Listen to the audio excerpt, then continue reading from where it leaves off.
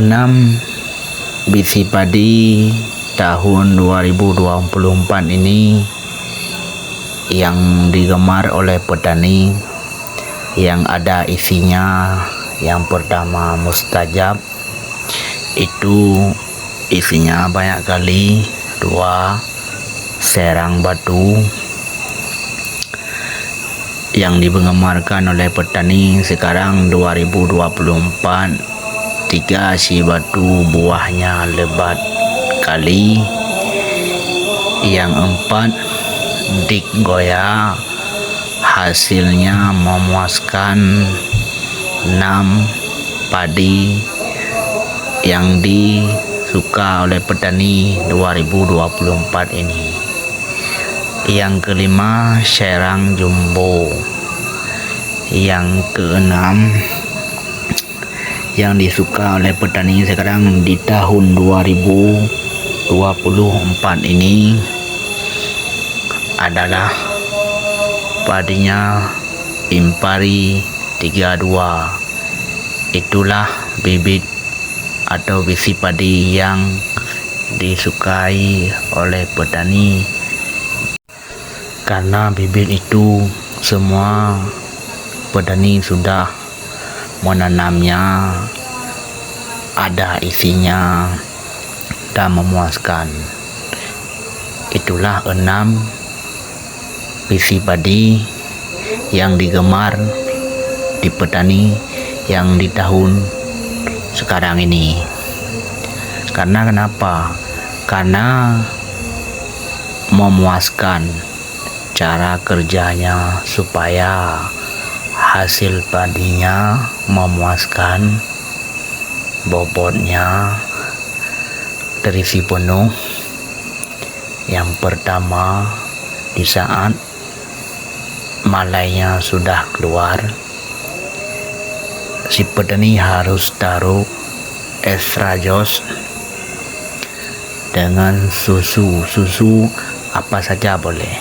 Untuk apa? Karena estrajos ini mengandung bahan aktif. Susunya untuk mengisikan bulir-bulir padi yang kosong. Yang cukup lengkap lagi ditaruh NKP supaya bobotnya terisi penuh. Karena ini pengalaman saya yang sudah bikin, mungkin ini cara kerja yang ampuh. Ditaruh lagi KNO 3, itu pupuk untuk buah, untuk padi bisa juga, untuk cabai bisa juga. Karena misalnya padi ada pupuk daun, maka isi bulir padinya terisi dengan penuh. Dia harus bukan di bawah aja ditaruh pupuk, karena pupuk ini mengandung bahan aktif, bekerja dengan cepat. Kelebihan susu ini untuk mengisikan bulir-bulir yang kosong, sedangkan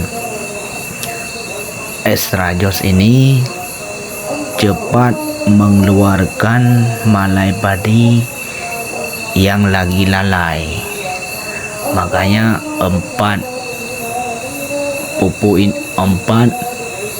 bahan aktif ini, misalnya padi perlu bobotnya terisi penuh, menghasilkan nanti petani yang banyak. Coba tes dulu, coba lihat bagaimana hasil yang sudah teruji ini. Coba lihat bagaimana buahnya terisi dengan penuh.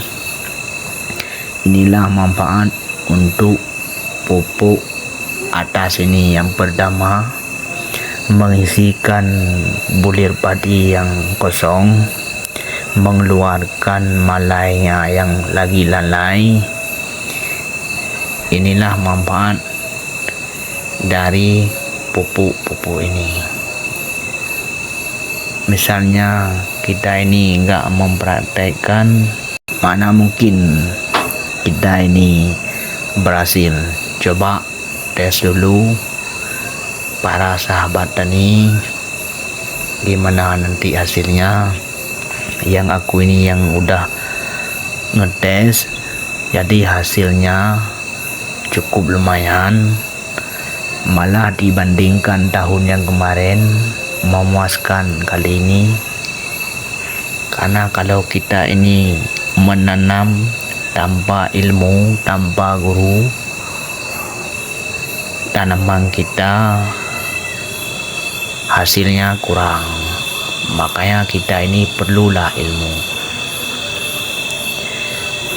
Kita hidup ini berbagi ilmu, berbagi pengalaman, gimana cara kerjanya, apa manfaat daripada barang-barang aktif ini, untuk apa. Misalnya petani mau isi padinya yang banyak, maka taruhlah yang kayak aku ini cuma untuk berbagi pengalaman supaya hasilnya memuaskan para petani-petani sawah. Kalau nggak percaya, coba dulu gimana hasilnya nanti. Sekian video ini untuk para petani, cuma berbagi pengalaman.